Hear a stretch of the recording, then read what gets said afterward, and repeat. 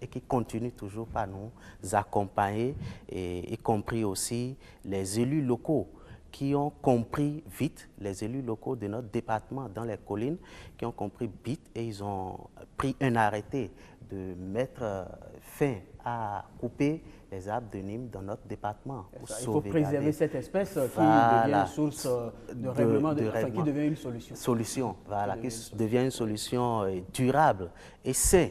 Voilà. C'est ça.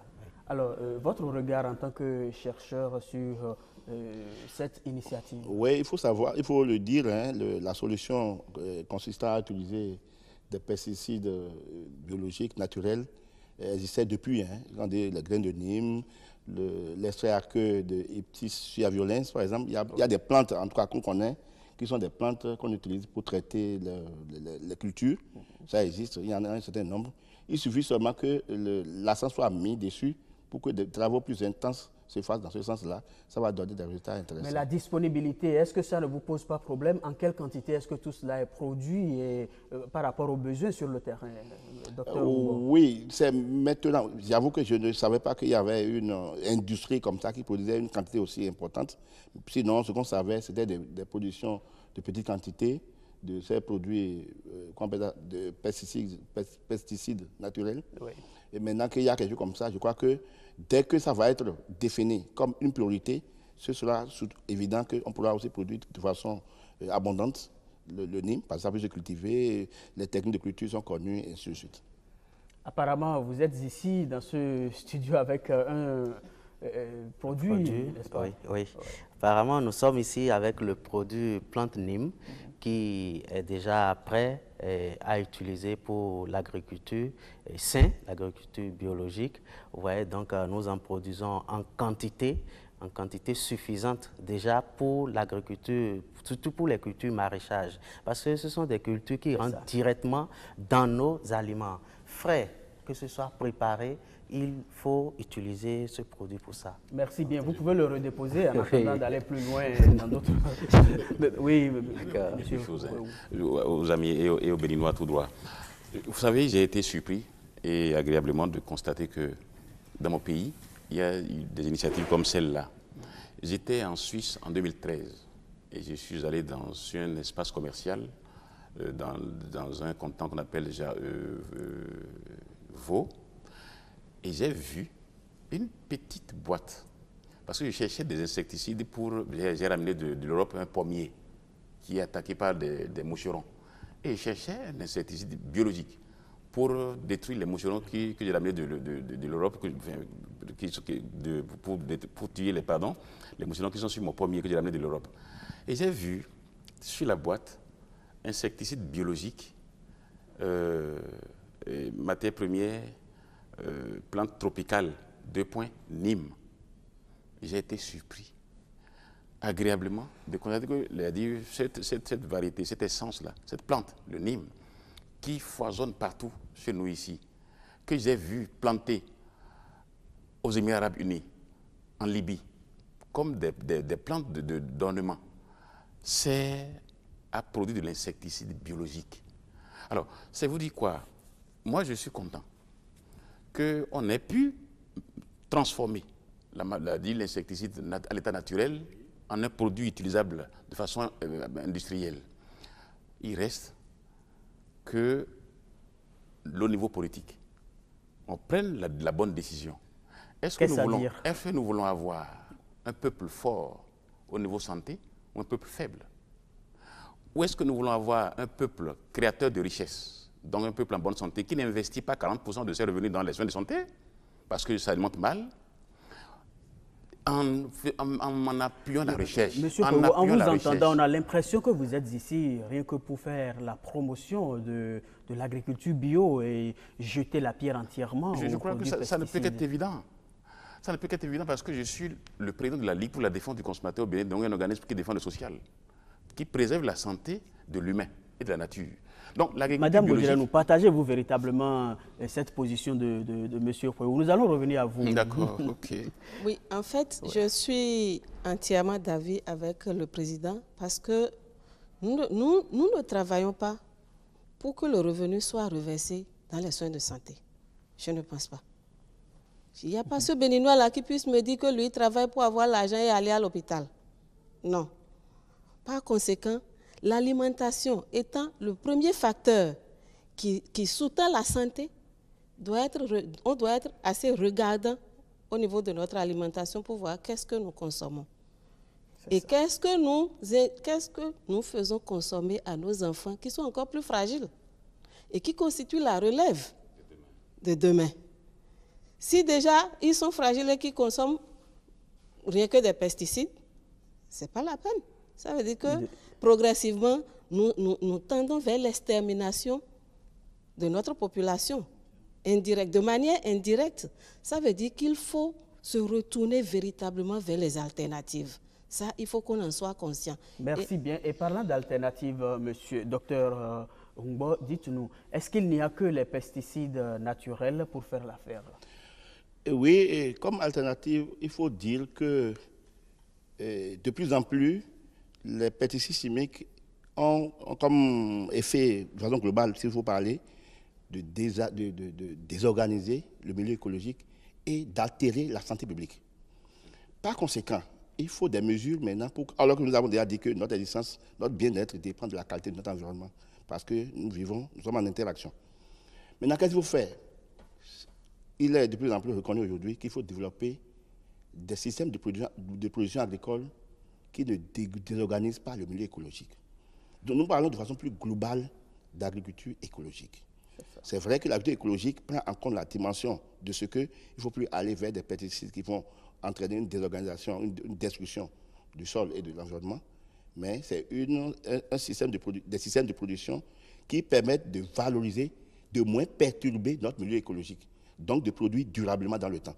Bon, si on a le temps, on peut développer davantage. Bon, il ne nous reste que 5 minutes pour clôturer cette émission. Monsieur Huewu, dites-nous, nous avons beaucoup dénoncé, nous avons déploré, mais il faut aussi des conseils. Vous avez qualifié d'ignorants et d'inconscients certains acteurs de la chaîne, mais qu'est-ce que vous leur apportez, qu'est-ce que vous leur proposez en dehors de ces pesticides bio que M. Assogba brandit sur ce plateau? C'est mon mot de fin, ou bien je dois revenir parce que je voudrais savoir. Merci beaucoup. Mais ce que je dois conseiller, je dois conseiller beaucoup d'acteurs. L'État, dans un premier temps, doit être préoccupé et prendre les mesures réglementaires, les mesures idoines pour empêcher l'entrée sur le territoire béninois des pesticides chimiques de mauvaise qualité. Première chose, l'État doit prendre des mesures pour bien éduquer, informer suffisamment ceux qui ne peuvent pas ne pas utiliser pour l'instant les pesticides chimiques. Maintenant, aux producteurs, je les invite à utiliser les pesticides chimiques qui sont conseillés pour l'instant de façon convenable et conséquente. Aux consommateurs, ma soeur tout à l'heure a dit que les consommateurs, lorsqu'ils vont sur le marché, au moment lorsqu'elles vont sur le marché, elles préfèrent avoir les légumes bien verts, elles préfèrent avoir le maïs qui n'est pas perforé, elles préfèrent avoir le haricot qui n'est pas perforé. C'est pas bon. Elle dit l'amarante qui est perforée, comme elle a dit, est la preuve qu'il y a une vie qui est passée. Donc un insecte a rongé. Donc l'insecte est notre vis-à-vis. Nous sommes des vivants. Donc lorsque le bauman, en langue fond, n'est pas perforé, il n'est pas forcément bon. Et il y a un produit chimique qui l'a protégé contre le vivant. Donc ce n'est pas le bon bauman. Le maïs qui n'est pas perforé du tout, il n'est pas le bon maïs parce qu'il est protégé par des produits chimiques pour l'instant, chez nous au Bénin. Les produits naturels préservent aussi ces graines-là, mais le vivant passe, mais ne ravage pas. Ne ravage pas. Donc les consommateurs, je vous invite à faire très attention. Ce n'est pas encore le mot de fin, vous aurez à le leur dire directement, M. Huewu. Mais Madame Bodjirenou, vous m'avez soufflé pendant que nous préparions cette émission que votre souhait est qu'il y ait un changement de comportement. Un changement de comportement. Comment est-ce que cela doit se traduire? En langage simple, je dirais que chaque fois qu'un Béninois voudrait mettre un repas dans la bouche, qu'il se pose la question de savoir qu'est-ce qu'il est en train de manger. Là, ça induit un changement de comportement, ça induit le réflexe. Mais en réalité, qu'est-ce que je mange? Lorsque nous allons, je m'excuse, les grandes réceptions, nous aimons vraiment les hors d'œuvre, chargés de carottes, de choux. Mais vous savez ce que le chou, ce que les gens mettent sur le chou pour contrôler les ravageurs? Moi, j'ai eu la chair de poule au moment où je travaillais sur les sites maraîchers de Cotonou et les sites périurbains. C'était de l'endosulfan pur et simple. Or, l'endosulfan n'est pas destiné aux cultures maraîchères. Non, c'est un produit pour le coton. Merci bien. Et Docteur Ngbo. Oui, ce que je vais dire, simplement qu'on doit retenir, c'est que les pesticides chimiques, en réalité, donnent l'impression d'être efficaces et utiles à l'instant, oui, mais compliquent les problèmes par la suite. C'est-à-dire, en termes de productivité, en termes de rendement, ça baisse.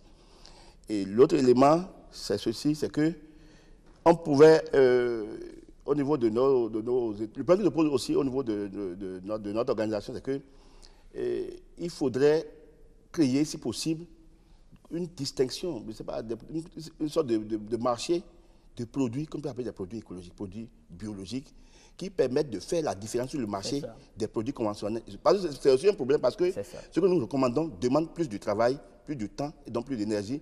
En conséquence, ce serait intéressant que le prix aussi. Très visible. Voilà, l'action peut être dans ce sens. Parce que les gens veulent, mais il faut bien qu'on distingue ça sur le marché. L'initiative existe déjà, mais elle a besoin d'être renforcée. Renforcée au niveau gouvernemental peut-être. D'accord. Monsieur Assogba, votre mot pour finir. Évidemment, sans revenir sur votre produit, parce que je vous l'apprends, vous n'avez pas la sympathie des relations publiques ici. Oui, mon mot de fin, c'est qu'on est en train d'inviter les utilisateurs des produits chimiques à la base de mieux connaître ces produits-là avant de les employer sur les cultures. Merci bien. Monsieur Huewu, à vous le mot de fin. Merci. Directement aux consommateurs. Bon, oui, non, bon, le consommateur, oui. Oui, les consommateurs, ce sont eux qui me concernent. Ils sont les plus nombreux, les plus puissants d'ailleurs, parce qu'ils sont des millions aujourd'hui au Bénin. J'invite les consommateurs à faire attention à ce qu'ils mangent. C'est vrai, ils ne savent comment les producteurs produisent les produits dans les champs. Mais je les invite à faire des efforts en posant des questions, en lisant. Même pour ceux qui savent lire le français, pour l'instant, on va les traduire en langue fond. Il y aura des émissions en langue locale. En prenant connaissance des pesticides qui ne sont pas autorisés à être utilisés dans l'agriculture. Pour ceux qui vont dans les marchés, acheter les légumes qui sont perforés. Acheter les graines de maïs, de niébé, qui sont perforées, oui. Parce que c'est cela qui va préserver votre santé. Nous sommes malades aujourd'hui parce que nous nous alimentons mal. Et je suggère que la Ligue pour la défense des consommateurs au Bénin soit entendue, soit écoutée sur ces questions-là. Mangeons bien et préservons notre ressource financière.